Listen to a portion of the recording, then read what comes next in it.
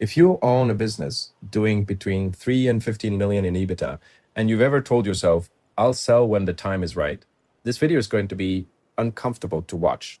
Not because the market is bad right now, not because deals aren't getting done, but because the owners who say that almost never sell at the right time.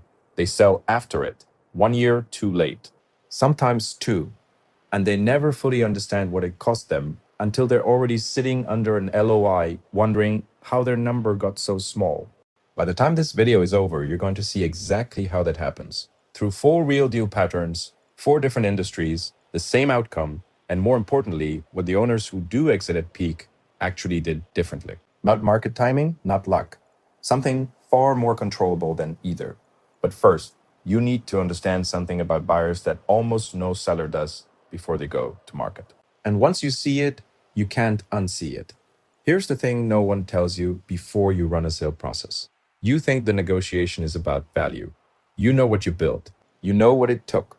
You know what the EBITDA says and what businesses like yours have sold for. You show up to the table with a number in your head and a CIM that tells the story of a great business.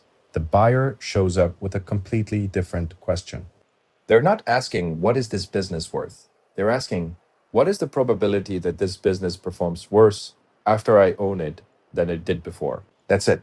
Every number they underwrite, every question they ask in diligence, every rep and warranty they push on, every term they structure, it all flows from that one question. They are pricing risk. You are talking about value. Those are 2 different conversations. And only one of them controls the final number. Now, here's where it gets expensive. The moment a buyer detects that a seller needs to close, not wants to, needs to, the entire dynamic shifts. Buyers feel urgency. They feel it in how quickly you respond to LOIs. They feel it in the tone of your advisors. They feel it in the timeline you keep pushing. And when they feel it, they don't rush. They slow down because now they know something critical. You have a deadline. They don't. That asymmetry, seller urgency on one side, buyer patience on the other, doesn't just change the mood of the negotiation, it changes the math of it. It shows up as lower multiples on the headline. It shows up as quality of earnings adjustments that shave the earnings base. It shows up as working capital targets set against the seller. It shows up in deal structure where earnouts and deferred payments quietly replace cash at close. You're not being lowballed because the business isn't good. You're being lowballed because the buyer knows you can't say no. There's a name for this in every deal that goes badly for a seller. We'll get to it. But first, let me show you exactly how this pattern plays out in practice. Because the 4 cases I'm about to walk through are each different in cause, industry, and timeline. What makes them the same is what the seller was thinking the year before the sale. Picture a B2B industrial services business, 15 years of building it, EBITDA running between 7 and 8 million at the peak.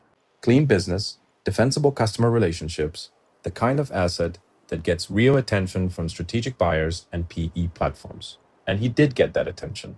Strong inbound interest, credible buyers, a process that by every indicator would have gone well. He said no, not because anything was wrong. He wanted 1 more year of growth. Figured he'd push EBITDA a bit higher and get a better number. 6 months later, he lost a customer representing 25 to 30% of his revenue. Now think carefully about what that does, not just to the revenue, but to every conversation that follows. Because it's not just a financial event, it's a signal.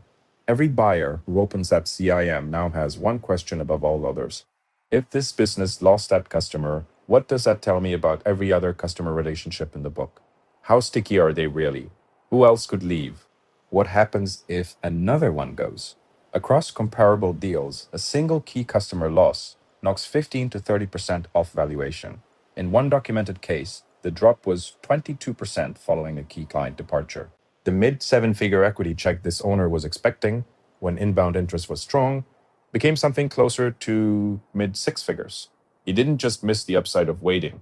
He destroyed value that already existed, value he already had, because a single customer made a business decision the owner had no control over. That's the risk no one talks about when they say 1 more year. 1 more year isn't neutral. It's a year in which things outside your control can happen. And if they do, you won't be selling the business you had. You'll be selling the story of what went wrong. But customer risk is at least visible. You can track a customer relationship. You can read the signals. The next case involves a kind of deterioration that's far harder to see because it looks for a long time like growth. This one is harder to dismiss because the logic sounds completely reasonable on the surface. Vertical SaaS founder, around 5 million in EBITDA, growing fast, he made a deliberate decision not to run a process until he hit 10 million. The thinking, a bigger number commands a bigger multiple times bigger earnings equals a much larger exit. Clean math, sounds right. So he waited. Over the next 18 to 24 months, growth slowed. Not collapsed, slowed. Churn ticked up. New ARR got choppy. Some months were strong, others weren't. The line that had been pointing cleanly upward started to flatten and wobble. Nothing catastrophic. The business was still generating real earnings, but the trajectory changed. Here's why that's fatal in software specifically. Buyers of SaaS businesses are not paying a premium for what you earned last year. They're paying a premium for what the growth curve suggests you'll earn in 3 to 5 years. The multiple isn't a reward for past performance, it's a bet on future performance. And the entire basis of that bet is the trajectory. When you walk a buyer through a software business with decelerating growth and rising churn, you've answered the most important question before they even ask it. And you answered it badly. Multiples compressed. Based on comparable transactions, total exit value dropped roughly 15 to 30% against what similar assets were fetching during the sustained growth phase. The founder thought he was building toward a better number. The buyers looked at the same data and saw a business that had already passed its best moment. He saw 10 million as the finish line. They saw the slope as the only thing that mattered.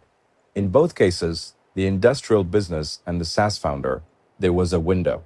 A real, verifiable window where the asset was at its best, buyers were paying full prices, and the seller had leverage. In the industrial case, the window closed in a single quarter when a customer made a decision the owner had no control over.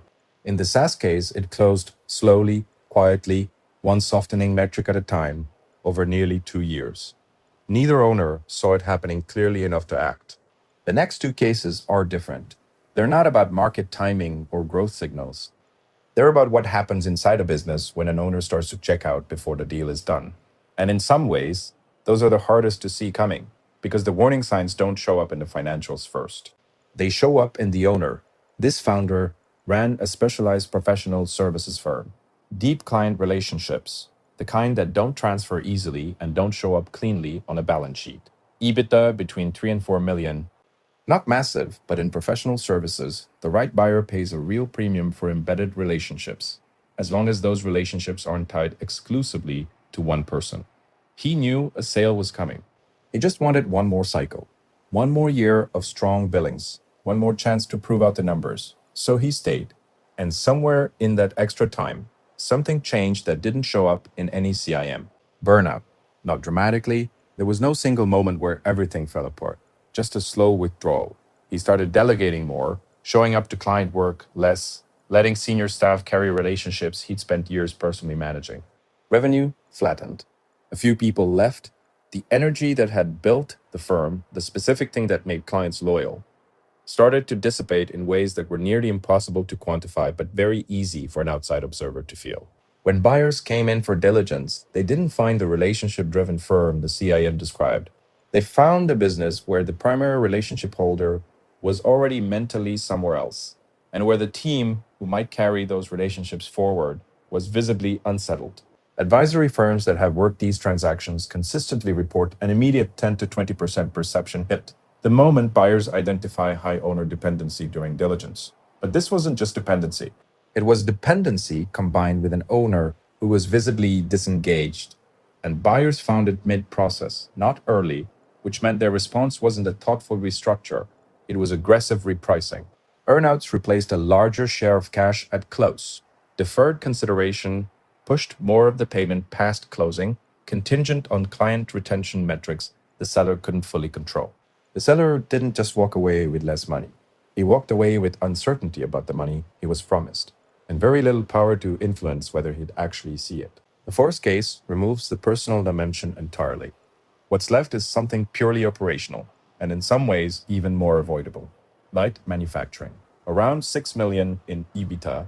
The owner had never prepared the financials for a sale, not because anything was being hidden, but because it had never felt necessary. The business ran well, the numbers were good, he'd get to it. He was waiting for perfect conditions, the right market environment, the right buyer appetite, the right moment when everything lined up.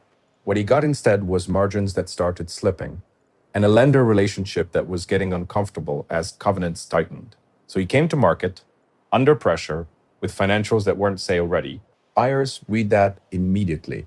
A business with messy financials in a normal environment is a diligence challenge. A business with messy financials, slipping margins, and a seller who is clearly motivated to close is something categorically different. It's a stressed asset. And stressed assets don't get strategic pricing, they get survival pricing. Quality of earnings adjustments became more aggressive, not because the buyer was certain the numbers were wrong, but because they weren't certain they were right. And they wanted structural protection if the real earnings turned out to be worse than advertised. Working capital targets got negotiated against the seller. Escrow sizes grew. Earnout metrics were written in ways that gave the buyer flexibility and the seller exposure. Every single lever in the deal got pulled in the buyer's direction. Not because the business was bad, because the seller arrived at the table without the one thing that actually controls every negotiation, the ability to walk away. When you can't say no, the buyer writes the deal. That's not an opinion. That's what happened across all four of these cases in four different industries for four completely different reasons. And it brings us to the number that ties all of them together. Here's what those four cases add up to when you look at them as a pattern. 15 to 30%. That's the valuation haircut that shows up consistently across deal advisory data when sellers come to market late, not in edge cases, not in distress situations. In ordinary deals where a business was performing well, the owner waited and something shifted. Let's make that real with a number. A business generating $6 million in EBITDA at a conservative 7x multiple is a $42 million asset. A 15% haircut is $6.3 million. A 30% haircut is $12.6 million. That gap between 6 and 12 million didn't come from a bad market. It didn't come from a bad business. It came from time, from the owner standing still while the calendar moved. And it doesn't arrive as one event.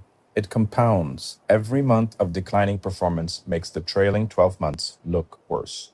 Every month of rising owner dependency makes the transition risk look bigger. Every month of deteriorating financials gives the buyer more ammunition to adjust the earnings base downward. The discount doesn't announce itself.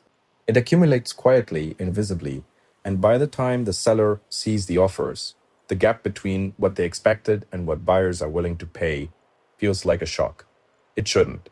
It's the predictable result of time working against the seller's position. There's a name for what all four of these owners experienced at the table: seller urgency discount. It's not a formal term, but every experienced M&A advisor knows exactly what it means. The moment a buyer smells that a seller needs to close, the deal reprices. Not because of fundamentals, because of posture. The only antidote to it is preparation that happens long before urgency is even a concept. Here's the thing most sellers don't understand about the exits that actually go well. It's not that those owners timed the market perfectly. It's not that they had cleaner businesses or better advisors or got lucky with buyer appetite. The one thing that separates the exits that go well from the ones we just described is this: the seller didn't need to sell. They chose to.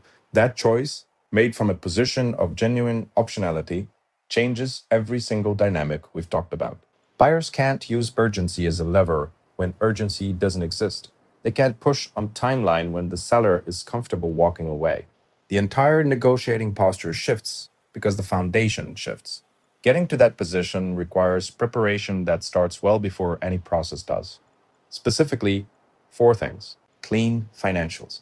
Not clean enough for operations. Clean enough that a buyer can understand the real earnings base without 6 weeks of adjustments. That means normalized EBITDA, documented add-backs, clean separation between business and personal expenses. If a buyer can't get comfortable quickly, they get aggressive. Reduced owner dependency. The business should run because of systems and team, not because of one irreplaceable person. This doesn't mean removing yourself from the business. It means making sure diligence doesn't find that the business disappears when you do. Customer concentration below threshold. No single customer should represent more than 15 to 20% of revenue if you want to avoid the conversation entirely. Above that, every buyer will underwrite it. Most will discount it. Understanding deal structure before you see a term sheet. The headline number is not the exit. What matters is how much cash closes on day one, how much is in earnouts contingent on hitting post-close targets, how much sits in escrow waiting on indemnity claims, and what rollover equity looks like if there is any. A seller who understands these levers before a process starts negotiates from knowledge. A seller who encounters them for the first time in a term sheet is reacting, not negotiating. None of this happens in 30 days. It requires a decision to prepare before the decision to sell feels pressing. This is exactly where Get Deal Flow works with business owners. And everything we do is at no cost to the seller. Before anything goes to market, we sit down with you and walk through what a buyer would actually see when they look at your business today. Not to prepare a pitch deck, to surface the things that would show up in diligence, the dependency flags, the concentration risks, the financial adjustments a buyer's QOE would make. So nothing arrives as a surprise mid-process when you have the least ability to respond to it. These conversations are completely confidential. There is no process obligation, no commitment, and no timeline pressure. We've had this conversation with hundreds of owners who ultimately weren't ready to sell yet. And that's fine. The goal is clarity, not a transaction. When you do decide to move, you move knowing exactly where you stand. When the timing is right, we make introductions to institutional-grade buyers, not inbound curiosity calls, not tire kickers running a process with no real conviction. Real acquirers with capital, a clear thesis, and an actual process for closing. And when a deal is on the table, we help you understand exactly what you're walking away with before you sign anything, not after. The link is in the description. If you have questions, comment below or reach out directly. We read everything. The owners in these 4 stories didn't lose value because of bad luck or a bad market. They lost it 1 month at a time. Each month, a quiet transfer of negotiating leverage from their side of the table to the buyers. The best time to think about selling is before you feel like you have to. Not as a platitude, as the single lesson that every case in this video proves. Across 4 industries, with 4 different sets of numbers, the window where your business commands a premium multiple is real. It's not waiting for you, and it doesn't announce when it closes.